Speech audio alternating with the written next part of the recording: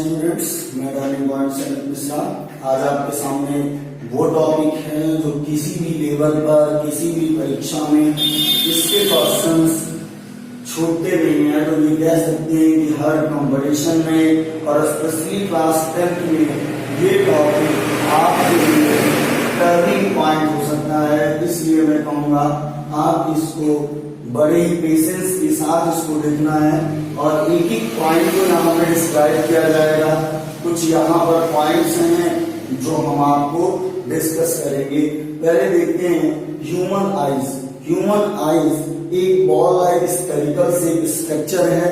इस spherical shape structure में internally बहुत सारे ऐसे लेयर्स और मटेरियल शेप होती हैं जिसकी वजह से एक स्फेरिकल शेप बनता है और वो आपके फेस को एक ग्लोइंग एक अचीविंग स्ट्रक्चर बनाता है। तो इस तरीके से हम कह सकते हैं कि यहाँ पर जो स्ट्रक्चर है उसमें सबसे ज्यादा बड़ा एरिया जो होता है वो विट्रस ह्यूमस का होता है। ये पूरा एरिया जो आपको दिख रहा होगा ये पूरा एरिया एक विट्रस ह्यूमस का है और इसी विट्रस ह्यूमस में लगभग कह सकते हैं हम 70% ऑफ वाटर। अगर इस पूरी इतनी एरिया की बात किया जाए तो इसमें सबसे ज्यादा मात्रा में कौन सा मटेरियल पाया जाता है वो होता है वाटर। और water at vitreous humus are join with water means humus जो होता है ये एक वाटर का ही एडिंग स्ट्रक्चर है। विदाउट वाटर ये स्ट्रक्चर यहाँ पर पॉसिबल नहीं होता।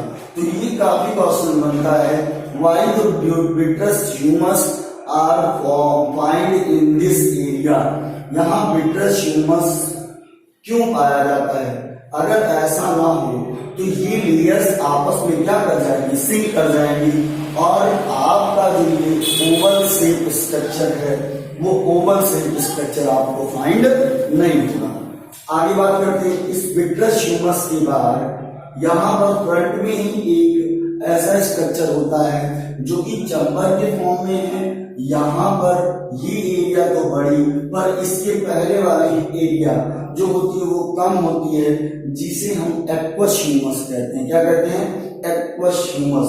तो इस तरीके से दो चैम्बर, पहला एक्वस ह्यूमस छोटा एरिया होता है, दूसरा जो होता है वो है विट्रस ह्यूमस जो बड़ा सा एरिया होता है।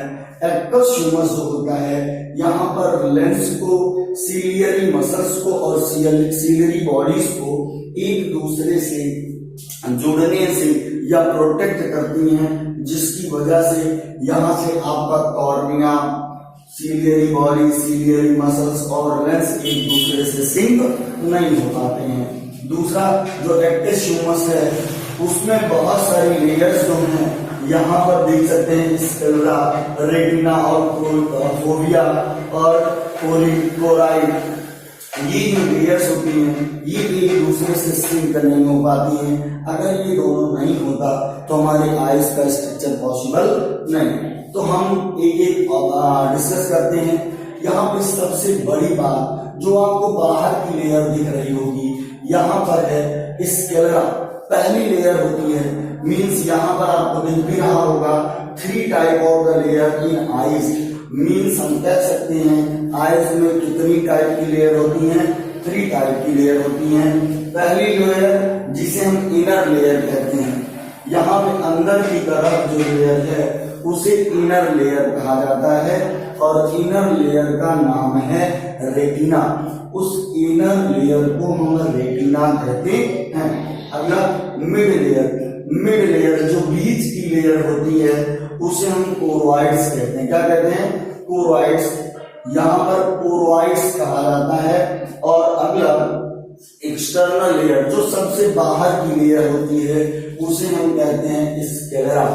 तो अब एक एक करके हम डिस्कस करते हैं। बाहर की तरफ से स्क्लेरा जो लेयर होती है ये पीछे की तरफ जो ओवरलैप दिख रही है आपको, ये पूरी घिरी हुई दिख रही है। आगे की तरफ जब दिखती है, आगे की तरफ जो बढ़ती है तो एक उभरा सा स्ट्रक्चर कह सकते हैं।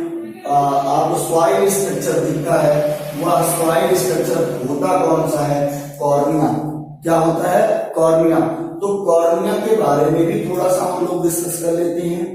फिर से स्क्लेरा आउटर स्ट्रक्चर है, आउटर लेयर है, ये सामने की तरफ जब इंक्रीज होती है, बढ़ती है, सामने की तरफ देखते हैं तो इसी स्क्लेरा को चेंज करके हम उसका दूसरा नाम कर देते हैं, वो होता है कॉर्निया। और कॉर्निया जो होती है वो बल्क लाइक स्ट्रक्चर होती है, उंगली जैसी संरचना होती है। और मोस्ट इंपॉर्टेंट है जो कॉर्निया होता है वो ट्रांसपेरेंट होता है। ट्रांसपेरेंट मैंने बताया है कि जिस मीडियम से एक तरफ से दूसरी तरफ देखा जा सकता है तो उसे हम ट्रांसपेरेंट मीडियम कहते हैं। तो यहाँ पर अगला क्वेश्चन जो कंपटीशन में बहुत ज्यादा पूछा जाता है कि आपकी आंखों का वह कौन सा पार्ट है जो डोनेट किया जाता है, वो कॉर्निया है। अगर कोई भी पार्ट डोनेट नहीं किया जाता, कभी भी आंखों की प्रॉब्लम है, मीन्स विजन जैसी प्रॉब्लम है, तो वो कॉर्निया से ही सॉल्व होती है। कॉर्निया ही डोनेट करने पर, कॉर्निया को बदल देने पर ही हमारी आंख की वो प्रॉब्लम सॉल्व होती है। तो इस तरीके से हम कह सकते हैं कॉर्निया जो होती है वो ट्रांसपेरेंट रीजन होती है। फिलहाल इस आंखों में जो ये व्हाइट जैसा दिख रहा है आपको, व्हाइट मटेरियल्स इन साइड में, वो आप कह सकते हैं कॉर्निया है। इसके बाद की बात करते हैं, यहाँ पर जो स्क्लेरा है इसमें बहुत ही लेस अमाउंट में ब्लड का फ्लो होता है। अगर इसमें बहुत ज्यादा ब्लड का फ्लो होगा तो कॉर्निया डोनेट नहीं की जा सकेगी, इसी रीजन से कि इसमें कम ब्लड फ्लो होता है, जिसकी वजह से कॉर्निया डोनेट भी की जा सकती है। अगर ब्लड का फ्लो ज्यादा होता तो कॉर्निया डोनेट नहीं की जा सकती थी। अगली बात करते हैं जो कोलेरा है, सॉरी कोराइड्स है, इसकी जो मिड लेयर है, अगली जो लेयर है वो मिड लेयर है। पीछे की तरफ अगर हम कहें साइड दो है, राइट हैंड साइड की बात करें तो राइट हैंड साइड और left hand side, right hand side में इसका नाम कोराइड होता है। राइट हैंड साइड में जो आपकी आई स्ट्रक्चर है उसमें ये कोराइड होता है। और जैसे ही ये आप सामने की तरफ आते हैं तो यहाँ पर होती है सीलियरी बॉडी। ये कौन सी रीजन है? Ciliary body. यहाँ पर आपको दिखेगी सीलियरी बॉडीज होती है, और वही सीलियरी बॉडीज आगे की तरफ जब इंक्रीज करती है तो उसे हम आइरिस बोलते हैं। तीन चीजें आपको ध्यान देना है। कोरॉइड का हेड पोर्शन में आगे की रीजन में जब हम आते हैं तो वहां पर सीलियरी बॉडी पहले वो किस में कन्वर्ट होगी?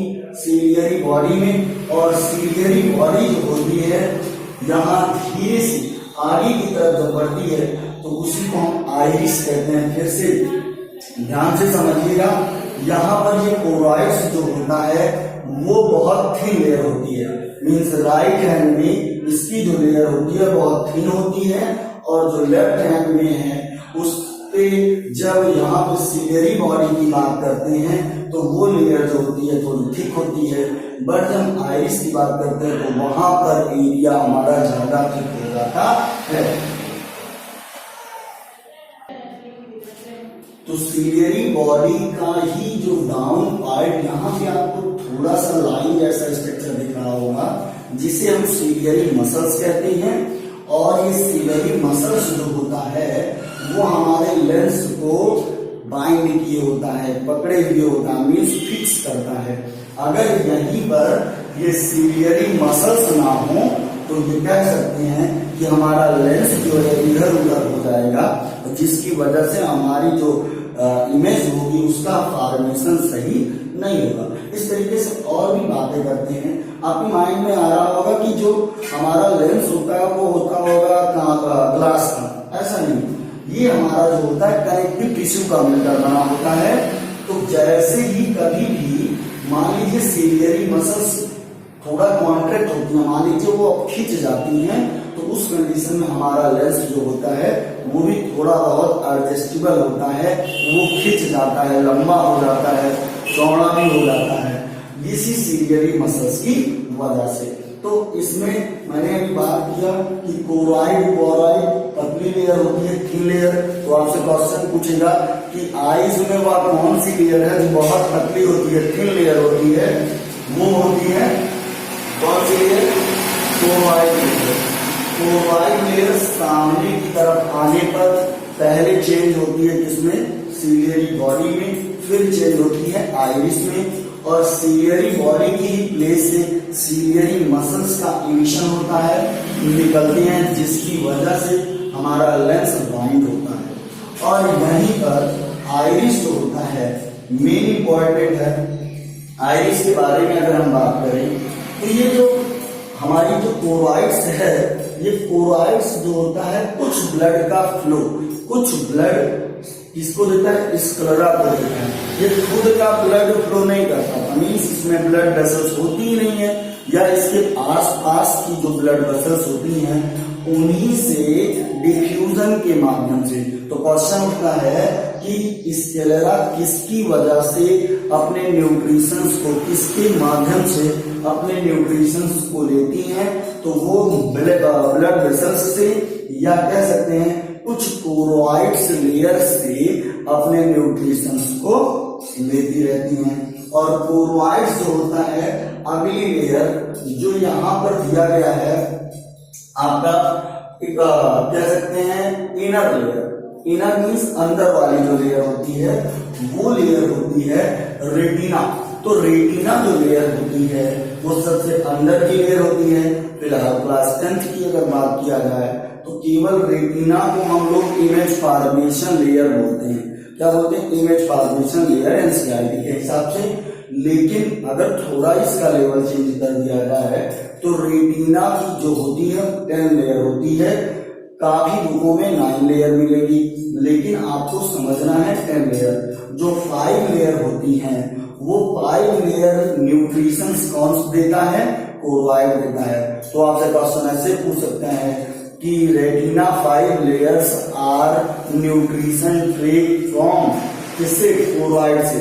तो 5 लेयर को कोरॉइड अपना न्यूट्रिशन देता है, और जो रिमेनिंग 5 लेयर हैं, मीन्स ऐसे अगर बात करें तो बाहर की जो लेयर है उसे कोरॉइड देगा, और अंदर की जो लेयर है उसे कौन न्यूट्रिशन देता है?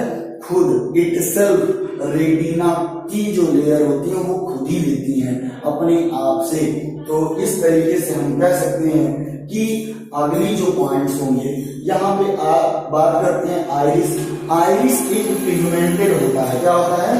आइरिस एक पिगमेंटेड लेयर होता है, और आइरिस में जो पिगमेंटेड लेयर होता है आपने देखा होगा कि बहुत सारे ऐसे पर्सन जिनकी आंखें ब्लैक हैं, ब्लू है, या आपको रेडिश दिखती हैं, ठीक है, या और भी कलर की दिखें, तो आप तुरंत समझ जाइए कि ऐसा क्यों है।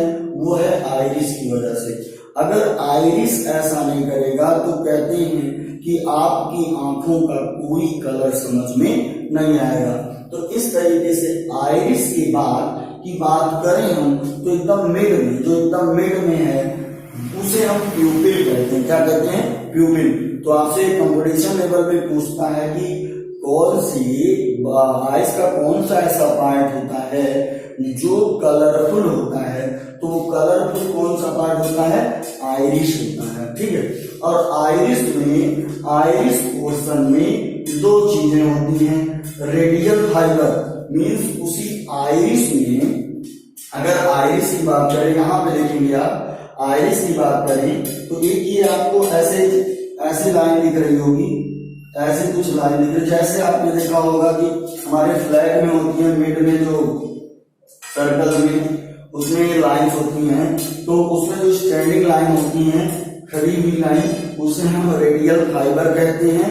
और यहाँ पे जो सर्कुलर लाइन मीन्स कुछ ऐसी लाइन होती है डॉटेड फाइबर जिसे बोलते हैं, उसे हम सर्कुलर फाइबर बोलते हैं। क्या बोलते हैं? Circular fibre. तो रेडियल फाइबर और सर्कुलर फाइबर जो होता है आइरिस की साइज भी छोटी बड़ी करने में मदद करता है।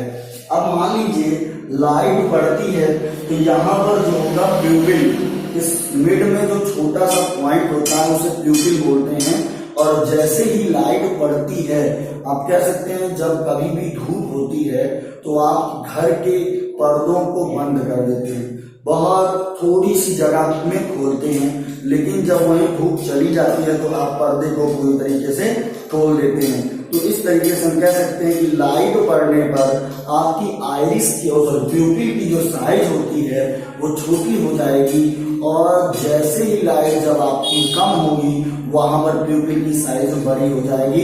ये प्रैक्टिकली आप अपनी आंखों पर लाइट फॉल करके देख सकते हैं।